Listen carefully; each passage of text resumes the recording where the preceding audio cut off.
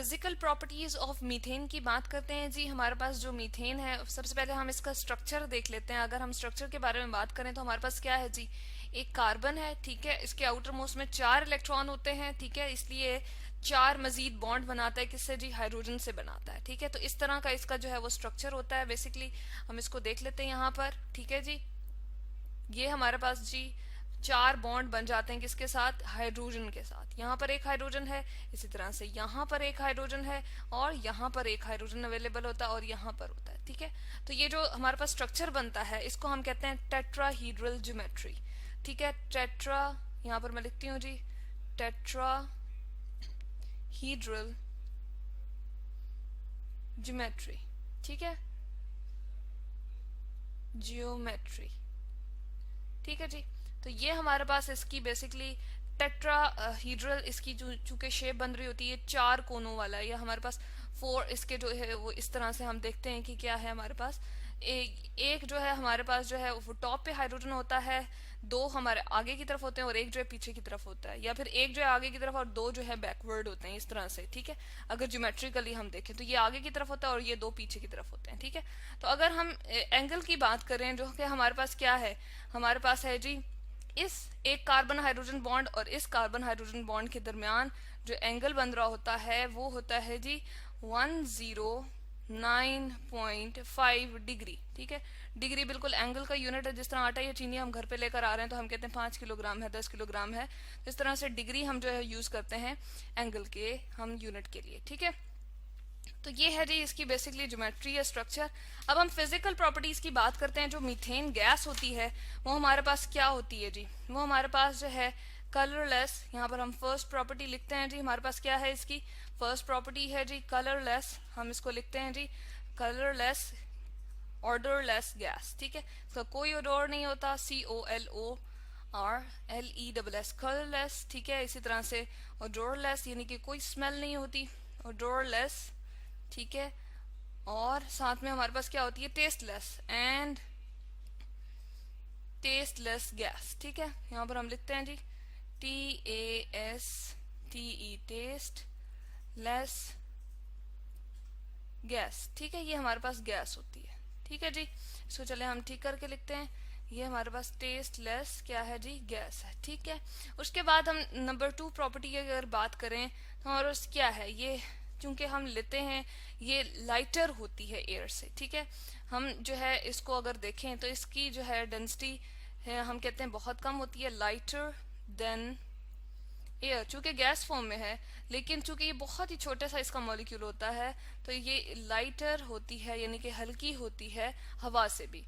Third, हम इसकी property की अगर बात करें तो हम कहते हैं स्लाइटली सॉलेबल होती है वाटर में, और मॉडरेटली सॉलेबल होती है किसके अंदर जी, ऑर्गेनिक मटेरियल्स में। यहाँ पर हम लिखते हैं स्लाइटली सॉलेबल, सॉलेबल होती है, सॉलेबल इन वाटर, ठीक है। वाटर में बहुत कम सॉलेबल होती है, ठीक है, हल्के से सॉलेबल होती है। और हम कह सकते हैं ग्रेटली सॉलेबल इन, या फिर हम कह सकते हैं मॉडरेटली सॉलेबल इन। यहाँ पर हम लिखते हैं जी मॉडरेटली, यानी कि हमारे पास जो है ये सॉलेबल हो जाती है किसमें, जो अल्कोहल और ईथर वगैरह होते हैं। अब अल्कोहल भी चूंकि नॉन पोलर है और ये हमारे पास भी नॉन पोलर नेचर का है, तो वाटर जो है वो पोलर नेचर का है। इसे लाइक डिसॉल्व लाइक वाला फिनोमेना जो है यहाँ पर देखने को मिलता है कि पोलर के अंदर नॉन पोलर वाली चीज, जो कि मीथेन जो है हमारे पास क्या है, नॉन पोलर है। यहाँ पर हम लिखते हैं नॉन पोलर गैस है, ठीक है।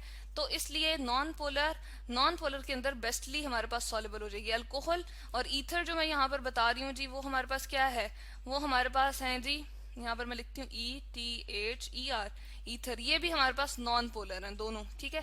तो नॉन पोलर के अंदर अच्छे तरीके से और मॉडरेटली डिसॉल्व हो जाती है, जबकि हमारे पास जो पोलर होती है वो इसमें डिसॉल्व अच्छे तरीके से नहीं होती, ठीक है जी। अब हम देखते हैं कि हमारे पास इसकी फोर्थ प्रॉपर्टी क्या है। फोर्थ प्रॉपर्टी जो हमारे पास आ जाती है वो ये है कि अगर इसको सॉलिड में चेंज करें, और सॉलिड में चूंकि ये गैस है तो इसका जो मेल्टिंग पॉइंट होगा, जब सॉलिड फॉर्म में ये चेंज हो जाएगी तो मेल्टिंग पॉइंट सॉलिड से फिर दोबारा से लिक्विड फॉर्म में हमें आना पड़ता है। तो गैस को करीब करीब करना, कंडेंस करना, यानी कि इकट्ठा करीब करीब लेकर आना बहुत ज्यादा ठंडे टेम्परेचर पे होता है, ठीक है। तो हमें सॉलिड फॉर्म से जब जो है इसकी अगर सॉलिड फॉर्म लेट सपोज बन जाती है, ठीक है, हमारे पास किसकी जी, मीथेन की, यहाँ पर हम लिखते हैं मीथेन, लेट सपोज हमारे पास यहाँ सॉलिड फॉर्म में है और इसको हम किस में करना चाह रहे हैं, इसको हम लिक्विड फॉर्म में लेकर आना चाह रहे हैं। तो इसके लिए जो टेम्परेचर रिक्वायर होता है वो होता है जी हमारे पास मेल्टिंग पॉइंट, और वो होता है -183 डिग्री सेंटीग्रेड। डिग्री सेंटीग्रेड बिल्कुल हमारे पास टेम्परेचर का यूनिट है जी। जिस तरह आटा या चीनी हम घर में लेकर आ रहे हैं तो हम कहते हैं 5 किलोग्राम है, 10 किलोग्राम है, बिल्कुल इस तरह से हम कहते हैं कि जो हमारे पास डिग्री सेंटीग्रेड है वो हमारे पास टेम्परेचर का यूनिट है। वो वजन का यूनिट था किलोग्राम, ठीक है, और ये हमारे पास टेम्परेचर का है। जबकि इसका बॉइलिंग पॉइंट की अगर हम बात करें, बॉइलिंग पॉइंट, ठीक है, बॉइलिंग पॉइंट जिसपे ये लिक्विड फॉर्म से, लिक्विड, यहाँ हम लिखते हैं जी लिक्विड से गैस फॉर्म में चला जाता है, ठीक है।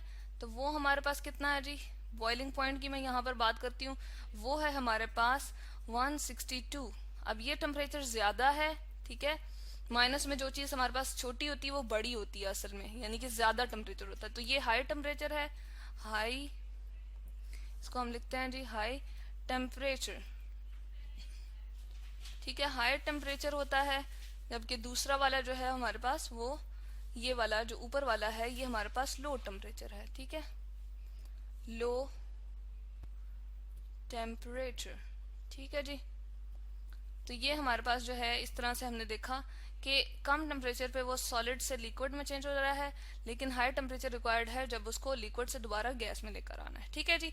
उसके बाद हम कहते हैं कि ये न्यूट्रल कैरेक्टर का होता है, यानी कि ना ये एसिडिक होता है ना ये बेसिक होता है, न्यूट्रल, न्यूट्रल इसका बिहेवियर होता है, ठीक है, न्यूट्रल इसका कैरेक्टर होता है। और ये हमारे पास क्या होता है, not affected by acids, alkalis और स्ट्रॉन्ग ऑक्सीडाइजिंग एजेंट जैसे कि सल्फ्यूरिक एसिड है या पोटेशियम परमैंगनेट। तो यहाँ पर हम कहते हैं एक तो ये न्यूट्रल है। लिटमस पेपर अगर हम लेकर आएंगे तो हमारे पास ना तो वो क्या होगा जी, इसके ऊपर अगर हम इसका सोल्यूशन बना भी देते हैं, मीथेन का लेट सपोज हम बनाते हैं सोल्यूशन, बड़ा प्रेशराइज्ड करके हम सोल्यूशन बनाते हैं, तो ना तो वो लिटमस पेपर को रेड करेगा और ना ही उसको जो है ब्लू करेगा। तो हमारे पास जो है लिटमस पेपर जो है वो हमारे पास चेंज नहीं होता, ठीक है। तो इस तरह से हम कहते हैं ये न्यूट्रल है, और इसके साथ साथ हम कहते हैं कि इस पे कोई अफेक्ट नहीं होता। यहाँ पर हम लिखते हैं नॉट अफेक्टेड बाय एसिड्स, यहाँ पर हम लिखते हैं अफेक्टेड बाय, ना तो इस पे एसिड कोई काम करता है, एसिड से कोई इसको हम मतलब कि फर्क पड़ता है, और ना ही अल्कलीज से इसको कोई फर्क पड़ता है। जो हमारे पास अल्कलीज होती हैं, बेसिक इन नेचर होती हैं, उससे भी इसको कोई फर्क नहीं पड़ता है, ठीक है। यहाँ पर हम लिखते हैं जी ES अल्कलीज, ठीक है। जैसे कि हमारे पास एग्जांपल आ जाती है कौन सी जी, और ना ही स्ट्रॉन्ग ऑक्सीडाइजिंग एजेंट की इस पे जो है वो कोई हम कहते हैं कि कोई खास काम होता है, ठीक है, ऑक्सीडाइजिंग एजेंट, ठीक है।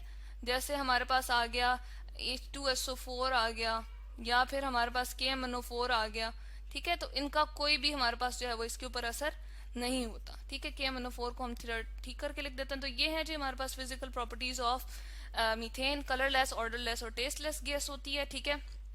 लाइटर देन एयर होती है, स्लाइटली सॉलेबल होती है वाटर में, लेकिन मेस्टली या मॉडरेटली सॉलेबल होती है अल्कोहल एंड ईथर में, क्योंकि वो नॉन पोलर होते हैं। मेल्टिंग पॉइंट इतना है, बॉइलिंग पॉइंट हमारे पास ये होता है जी, ठीक है। हाई टेम्परेचर होता है ये, बेसिकली न्यूट्रल होता है हमारे पास ये, ठीक है, बेसिकली ये, और कोई इफेक्ट नहीं करता इसको, ना तो एसिड अफेक्ट करता है, ना ही हमारे पास जो है अल्कलीज अफेक्ट करते हैं, ना ही कोई भी ऑक्सीडाइजिंग एजेंट इसको जैसे कि सल्फ्यूरिक एसिड या फिर पोटेशियम परमैंगनेट वगैरह भी इसको कोई भी चेंज नहीं करता है, ठीक है। तो ये है जी हमारे पास फिजिकल प्रॉपर्टीज ऑफ मीथेन।